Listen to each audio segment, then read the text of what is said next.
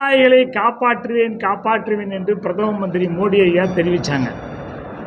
I will give 2-time profitable price for agriculture product and I will not import the genetically modified seed from foreign countryன்னு சொன்னாங்க. விவசாயிக்கு 2 மடங்கு லாபம் தரும் விலை. 1 kilo 18 ரூபா வித்த கோதுமைக்கு நெல்லுக்கும் 54 ரூபா 2 மடங்கு தரேன்ட்டு 24 ரூபா கொடுக்குறாரு. ஒரு டன் 2700 ரூபா வித்த கரும்புக்கு வந்து 8100 ரூபா தரேன்ட்டு வெறும் 3150 தான் தர்றாரு. லாபகரமான விலை தரேன்ட்டு தரல. அதே போல் ஜெனட்டிக்கலி மாடிஃபை சீடை இறக்குமதி பண்ண மாட்டேன்னாரு.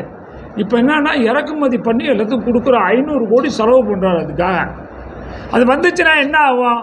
10 ஆண்டுகளுக்கு முன்பு நாம் இருவர் நமக்கு இருவர் நாம் இருவர் நமக்கு ஒருவர்னு பிரச்சாரம் பண்ணாங்க. இப்போ ஏன் பண்ணல? இந்த ஜெனட்டிக்கலி மாடிஃபை சீடை கொண்டாந்து கொடுத்து உணவு உற்பத்தி பண்ணி பொதுமக்களுக்கு கொடுக்கறதுனால பையன் ஆட்டோமேட்டிக்காக அழியாயிடுறான்.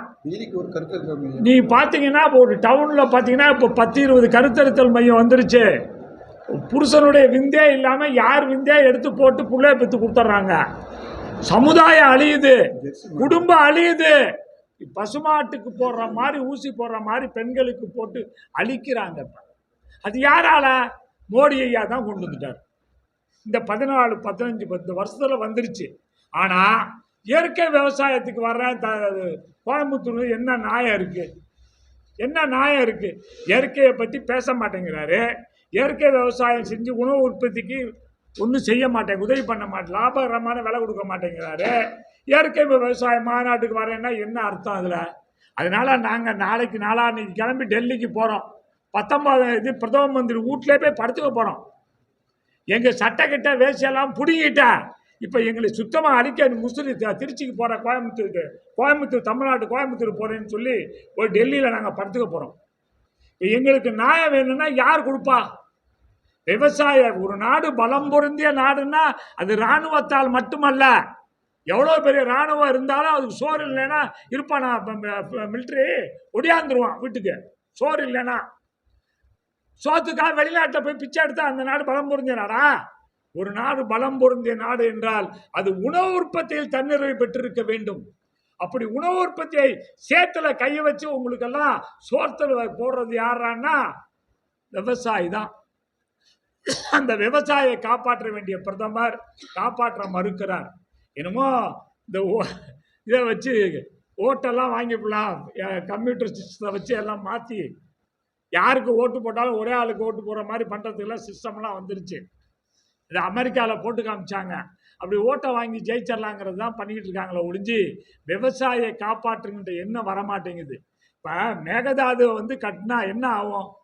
ஒரு காலத்தில் 30 லட்சம் ஏக்கர் சாடி பண்ணோம். இப்போ நான்லாம் 3 போகம் சாடி பண்ணேன். குருவா சம்பா கோடா முசூரில். இப்போ ஒரு போகத்துக்கு தண்ணி வரல. நான் வாழை முசிறி பூரா வாழை தான். நான்லாம் வந்து அரசு வாழை தான் முசிறி பூரா வந்து இருந்துச்சு. இப்போ 1 ஏக்கரில் வாழை இல்லை. 1000 ஏக்கர் 2000 ஏக்கர் வாழை இருந்துச்சு முசூரில். நான் வாழைத்தார் வெட்டிக்கிட்டு 70 இது கொண்டு போவேன் பெங்களூருக்கு. இப்போ பெங்களூர்லேருந்து இங்கே வாழைத்தார் வருது. 1926 அக்ரிமெண்ட்டில் வந்து அதுக்கு முதல்ல வெறும் 90,000 ஏக்கர் தான் கர்நாடகா சாடி பண்ணிச்சு மைசூர் ஸ்டேட்டு. 1924 அக்ரிமெண்ட் படி அவங்களுக்கு வந்து 5,90,000 மீதியெல்லாம் நம்ம பண்ணிட்டு இருந்தோம். 74 அரசியல்வாதி நம்மளை கையை விட்டாங்க. விவசாயியை நிறையா தண்ணி வெள்ளம் வரதே போனால் என்னன்னு விட்டாங்க. அவன் கபினி இறங்கி ஏமாவதி ராமதீர்த்த லட்சுமி 5 அணையை கட்டி இப்போ 28 லட்சம் ஏக்கர் சாடி பண்ணுறான் கர்நாடகா. இந்த இருக்கிற இந்த கொஞ்சம் தண்ணி ஐயா சொன்ன மாதிரி, நல்லசாமி ஐயாவும் நம்ம தனபால் ஐயா சொன்ன மாதிரி மாதம் தண்ணி திறந்து விடணும் சுப்ரீம் கோர்ட் சொல்லிருக்கு. நான் கேஸ் போட்டேன். இப்போ இந்த கேஸ் அன்றைக்கி தீர்ப்பு வந்தது. என் கேஸ் இருக்கு. அதில் என்னுடைய நம்பர் 914/2023. நான் கேஸ் போட்டிருந்தேன். மாதம் தண்ணி திறந்து விடலன்னா நமக்கு நஷ்டம் கொடுக்கணும் கர்நாடகா. சுப்ரீம் கோர்ட் அதானே சொல்லியிருக்கு. 2007 வந்து காவிரி மேலாண்மை வாரம் வந்து 195 டிஎம்சி திறக்க சொல்லிச்சு. அதுக்கு மேலே 205 டிஎம்சி கொடுத்துருந்தாங்க. இப்போ 177 மாதம் ஜனவரி பிப்ரவரி மார்ச் ஏப்ரல் மே 5 மாதத்துக்கு 2.5 டிஎம்சி. அடுத்தது வந்து 37 டிஎம்சி. அடுத்தது வந்து 40. இப்படி மாதம் திறந்து விடாமல் வெள்ளை நீரை விட்டு வடிகிற மாநிலமாகத்தான் தமிழ்நாட்டை ஆக்கிட்டாங்க. அதனால் நாங்கள் இப்போ டெல்லிக்கு போய் எனக்கு வந்து மோடி என்ன சொன்னார்? அமித்ஷா என்கிட்ட ப்ராமிஸ் பண்ணார். நீங்கள் போங்க, உங்களுக்கு காவிரி தண்ணி அந்த தண்ணி 177 போதும், நான் மீதி இங்கே ஒரு 300 டிஎம்சி தண்ணி கோதாவரியில் வருஷம் 1000 டிஎம்சி கடலில் போய் விழுவுது, அதில் 300 டிஎம்சிக்கு திருப்பி விட்டுறேன், எங்கே காவிரிக்கு திருப்பி விட்டுறேன். காவிரி மட்டும் இல்லை, இப்போ மெட்ராஸ்லேருந்து எல்லா நதிகளுக்கும் இதை வரலையும் திருப்பி விட்டுறேன், 300 டிஎம்சி திறந்து விட்றேன்னாரு. எது தாமிரபரணி வரலையும் விட்றேன்னாரு. கோதாவரி தண்ணீரை கோதாவரியில் ஒரு வருஷத்துக்கு 1,00,000 டிஎம்சி வேஸ்டாக கடலில் போய் விழுவுது, அதில் வெறும் 300 டிஎம்சி திருப்பி விடுறாரு. ஒரு நடவடிக்கையே இல்லையே. லாபகரமான விலையும் கொடுக்கல, தர்றேன்னாரு 2 மடங்குலாம், அதுவும் தரல. தண்ணியும் திறந்து உள்ள எங்களுக்கு கார்பரேட் கம்பெனிக்கு 24 லட்சம் கோடியை தள்ளுபடி பண்ணார். இவர் 1 லட்சம் கோடி விவசாய தள்ளுபடி பண்ண மாட்டேங்கிறாரு. நம்ம ஐயா இங்கேயும் சொல்கிறாரு, இந்த விவசாயத்தை கல்வி கடனை தள்ளுபடி பண்ணுறேன்னாரு, அதையும் தள்ளுபடி பண்ணல. அதனால் விவசாயிகள் நாங்களாம் சேர மாட்டோங்கிற எண்ணத்தில் மத்தியில் இருப்பவரும் சரி மாநிலத்தில் இருப்பவரும் சரி விவசாயிகளை அடிமைகள் மாறி பார்க்கிறார்கள். எங்களை அடிமையிலிருந்து விளக்குங்க, இல்லாட்டி நாங்கள் போய் இப்போ மறுபடியும் பிரிட்டிஷ் ஆட்சி ராணிகிட்ட போய் உழுவுறோம், போய் காலில் எங்களை காப்பாற்றுங்கன்னு. வேறு என்ன இருக்குது? சுதந்திரம் எங்களுக்கு கிடைக்கல. என்ன விவசாயிக்கு சுதந்திரமே கிடைக்கல, அடிமை மாதிரி இருக்கும். லாபகரமான கரும்பு 90 ரூபா வைக்கும்போது ஒரு டன்னு வாத்தியாருக்கு 90 ரூபா சம்பளம். இன்னைக்கு அந்த வாத்தியாருக்கு 1,20,000 ரூபா, என் கரும்பு 3,150, என் நெல் 40 ரூபா விற்கும்போது 3 மூட்டை விற்றா ஒரு பவுன் 120 ரூபா 70. இன்னைக்கு நான் 3 மூட்டை 3,900 விற்றனா 1/4 கிராம் வாங்க முடியுமா என்னால்? ஏன் விவசாயம் மட்டும் கண்டுக்க மாட்டேங்கிறாங்க?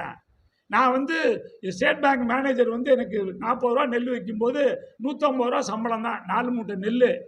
இன்னைக்கு ஸ்டேட் பேங்க் மேனேஜருக்கு 1,50,000 ரூபா, 4 மூட்டை கொடுத்தா அவர் வாங்கிக்க சம்பளம் 4,200 ரூபா வாங்கிக்க வராது. ஸ்டேட் பேங்க் மேனேஜர் வாங்கிக்க மாட்டார். டிபிசியில் போனால் நெல் லஞ்சம் 2,000 ரூபா வச்சு ஒரு மூட்டையை கொடுத்ததுக்கு 10 ரூபா வாங்கணும் முதலமைச்சர். இப்போ 20 ரூபா கொடுக்கட்டும் அவங்களுக்கு, எங்களுக்கு வேணாங்களா? ஏன் எங்ககிட்ட 40 ரூபாலேருந்து 80 ரூபா லஞ்சம் கேட்குறாங்க? லஞ்சம் கொடுப்பதும் குற்றம், வாங்குவதும் குற்றம்னு சொல்லுது அரசாங்கம். ஆனால் அதை பற்றி கண்டுக்கவே இல்லை. இதுக்காக நாங்கள் டெல்லியில் போராடுறதுனால அன்றைக்கி போகிறோம். என்ன பண்ணாலும் சரி, சுட்டாலும் சரி, இல்லை ட்ரெயினே வெடி வச்சு அவன் ஏன்னா எப்போதுமே அவங்களுக்கு வேற, அவங்களே எல்லாம் பண்ணிக்கிட்டு மற்றவங்களுக்கு தலையை தூக்கி போட்டுருவாங்க.